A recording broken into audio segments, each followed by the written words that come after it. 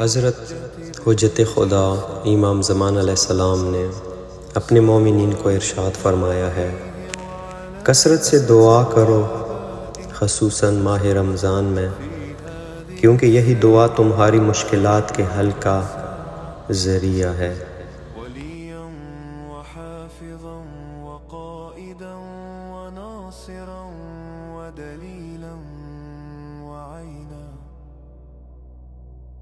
حتى تسكنه أرضك طوعا وتمتعه فيها طويلا برحمتك يا